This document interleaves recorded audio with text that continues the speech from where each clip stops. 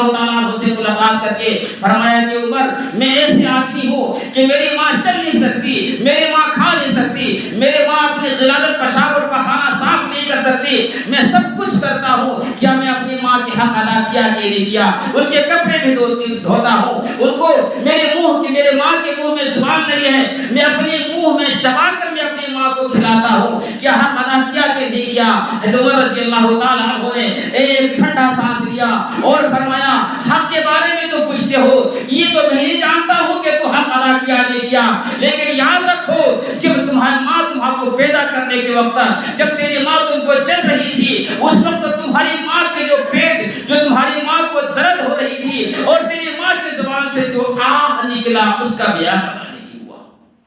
اس لیے دوست بزرگو، ماں باپ کو خوش رکھو، ماں باپ سے دعا لیتے رہو۔ اللہ تبارک و تعالیٰ سے دعا ہے